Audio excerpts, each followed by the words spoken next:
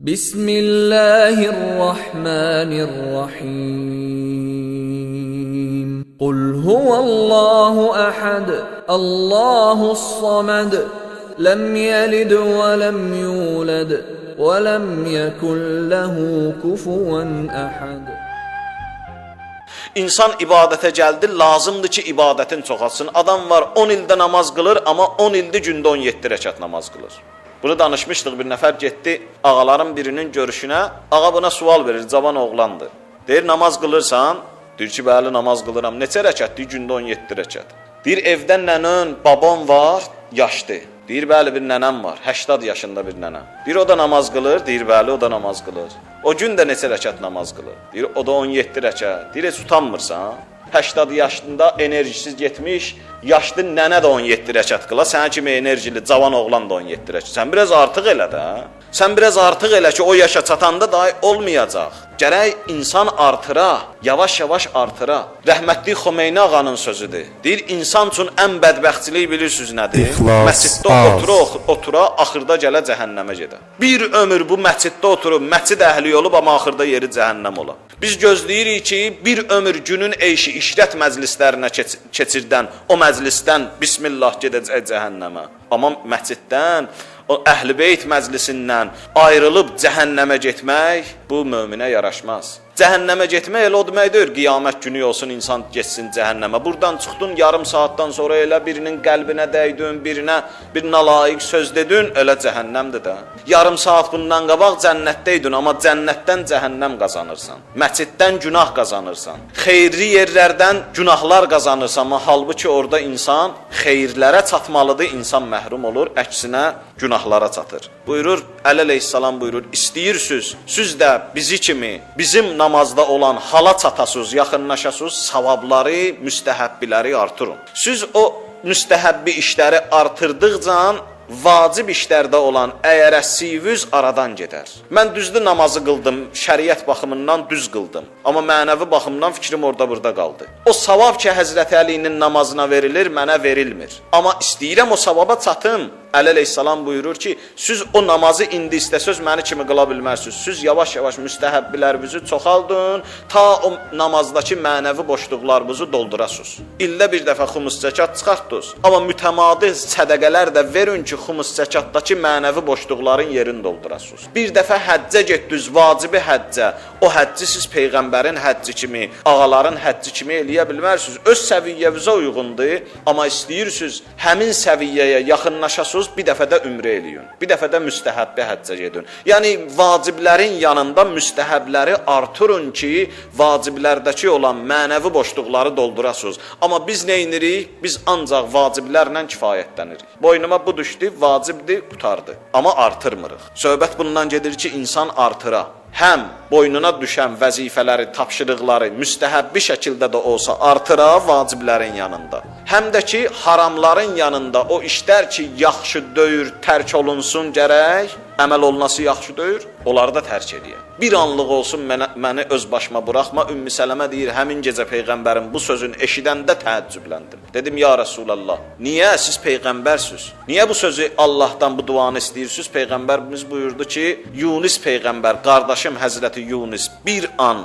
Allahın nəzərindən kənara çəkildi, kənar düşdü, ayrı düşdü, balığın qarnına qonaq oldu. İndi istəyirəm o bir an mənim başıma gəlməsin, mən öz başıma qalmayım. Odur ki, insan gərək tərkidən başlaya. Nə qədər insan əməlləri eləməklə, əməlləri çoxaltmaqla deyir, əməlin yanında gərək tərkilər də çoxala. İnsan və özümü nəzərdə tuturam. Əgər mən ibadətin şirinliyin dada bilmirəmsə, ola bilsin əməllərim çoxdur, amma tərklərim azdır. Çox şeyləri mən tərk eləməliyəm, amma az şeyi hal-hazırda tərk eləyirəm. Odur ki, onlar qoymur. Mənasız danışıqlar qoymur insanı ki, o namazın ləzzətini datsın. Düzdür, haram deyir. Amma hədislərdə var ki, mənasız danışıq, o necə gülün yanında, bitkinin yanında ot ələf bitər, qoymaz o inkişaf eləsin. İnsanın da həmin o namazının yanında o əməllər, ot ələf kimi bitər, qoymaz ki, insanın namazı inkişaf eləsin və insana öz ləzzətin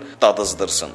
Əgər insan o ibadətin içindəki ləzzəti dadmaq istəyirsə, ibadətdən əl çəkməməlidir. İbadətdə səbr eləməlidir, səhlənkar yanaşmamalıdır. Namazında ciddi olmalıdır. Namazına əhəmiyyət verməlidir. Əgər ciddi yanaşsa namazına, ibadətinə, bəli, o zaman görəcək ki, yavaş-yavaş yenə mənəvi qapılar üzünə açılır. İnsan ibadətə səbr eləsə, çatar ibadətin şirinliyinə. Eyni zamanda da onun mənəvi fəziləti artar.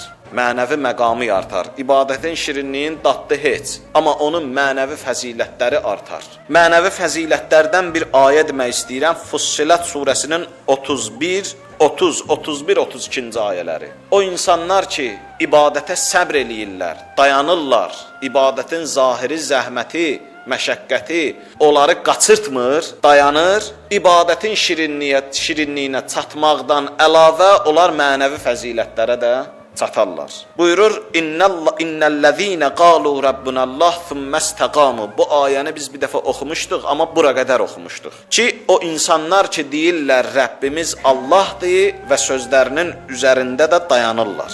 Rəbbimiz Allahdır deyib qaçmırlar. Dediklərinin üstündə dayanırlar. Oğul odur ki, dediyi sözün üstündə dayansın. Buyurur, o insanlar ki, belə deyirlər və öz əqidələrinin, əməllərinin üstündə də dayanırlar, nə olar? Tətənəzzəlu aleyhimul mələikə. Allah buyurur, nəticəsi bu olar ki, onlara mələklər nazil olar. Belə bir insana mələk nazil olar. Mələk boş yerə gəlməz, əli boş da gəlməz, əli dolu gələr. Növbəti ayələrdə mələyin necə gəlişindən danışır. O insanlara mələk, o möminlərə mələk necə gələr? Buyurur, 7 dənə müjdə ilə gələr. Bir insan ki, səbr elədi, qaçmadı, adi bir nümunəsin sübh namazına bayaq dedik, durmaq çox çətindir. Amma səbr göstərdi, yavaş-yavaş həmin bu mənəvi fəzilət insana gələcək. Demirəm, indi o mələyin zahiri simasını da görəcək. İnsan çatar bir mərhələyə ki, onu da görər. Amma o mələyin ilhamların, mələyin, belə deyək, imdadların, köməklərin həmin insan hiss eləyər, duyar. Mələk gəlir, 7 dənə müjdə verir həmin möminə. Buyurur, Əllə təxafu və la təhzənu. Birincisi budur ki, mələklər gələr deyər ki, qorxmayın, qəm də yeməyin. Gəlmisən, addım atmısan, bu əmələ, bu əqidiyə sahib olmusan, demisən Rəbbim Allahdır, sənə əziyyət versələr də, qaçma, dayan. Dayansın, Allah mələyin göndərəcək. Mələk sənə deyəcək, Əllə təxafu və la təhzənu. Qorxma, qəm yemə. Həzrəti İmam Hüseyn əleyhissalam Kərbəlada axırda özü şəhid oldu. Onun bir neçə səbəbi var ki, niyə axırda özü şəhid oldu? İstəyirdi dünyaya göstərə ki, yəni mən öz əzizlərimdən keçdim, əzizlərimin dağın yaşadım, ondan sonra şəhid oldum. Adam var ki, deyərsən Allah birinci məni şəhid eləyin, əzizlərimin ölümünü görməyim. Çünki adamın ürəyi çox parçalanır. Ağa istəyirdi ki, o məqama çatsın. Əli Əkbərinin, Əli Əsqərinin gözünün qabağında şəhadətə çatmasın, görsün, qəlbi parçalansın, bilirdi ki, o qəlb parçalanmasında mənəvi fəzilətlər var. Bir də budur ki, istəmirdi ki, əskərlərin, yanında olan sahabələrin, köməkçilərin tək qoysun. Onlar ruhiyyədən düşə bilərdi. Onlar ola bilsin ki, qaça bilərdi. Amma İmam Hüseyn ağanın Kərbəlada olması bir növ onların qəlbinə biraz da təskinlik verirdi. Ağamız buradadır. Və ağa hər ölən şəxsin başının üstünə öz ayağı ilə gedərdi. Ki o insan sevinsin, şadlansın və ağanın gəlişindən də əlavə buyurur, mələklər də nazil olar. Baxın, insan bir dərəcəyə çatır ki, bu dünyadan şəhid kimi gedir. Şəhidə niyə görə şəhid deyirlər? Şəhid sözünün mənası nədir? Şəhid. Nə deməkdir şəhid? Allah yolunda bir adam öldürülüb. Gündə bəlkə də 100 dəfə deyirsən, amma mənasını bilmirsən. Bəlkə də arzuluyursan, amma mənasını bilmirsən. Şəhid, yəni müşahidə eləyən, görən. Şəhidə ona görə şəhid deyirlər ki, o son anında görür. Allah ona göstərir, mələklərin göstərir. Hara gedəcək onu göstərir. Asiyə xanım Fironun yoldaşı ölən zamanda gülürdü. Firon dedi, bu dəli olub gülür. Dedi, dəli olmamışam. Sevinirəm. Niyə sevinirsən? Ağlamalısan ki burada. Bu qədər əzabların içində deyir, sevinirəm, gülürəm ona görə ki, Pərverdigarım mənə hara gedəcəyimi göstərdi. İnsan onu gözü ilə gördü də qutardı. İmam Hüseyn ağa da Kərbəlada onu elədi. Göstərdi sabah şəhid olanlara hara gedəcəklər. Böyük bir məqamdır. İnsan həmin anda müşahidə eləyir, görür. Ona görə şəhidə şəhid deyirlər. Hədislərdə var ki, əl-mu'minu şəhidun, İmam Sadiq ağa buyurur. Mömin insan elə şəhiddir. Mömin insan getməsə də görür. Əleyhissalam buyurur ki, mənim gözlərimin qabağından pərdələr götürülsə və bu gözlə cənnət cəhənnəmi görsəm, yəqinimin üstünə zərrəcə əlavə olunmaz. Və mömin budur. Yəni o elə sağ ikən müşahidə eləyir, sağ ikən şəhiddir. Və bəzi insanlara da Allah ölən zamanda göstərər. Və həmin mələklər Əllə təxafu və la təhzənu. Bəzi alimlər bu mələk ki gəlir insana deyir qorxma, qəmlənmə, çoxu bu cür təfsir eləyib ki, yəni mələk insana ölən anda gələr.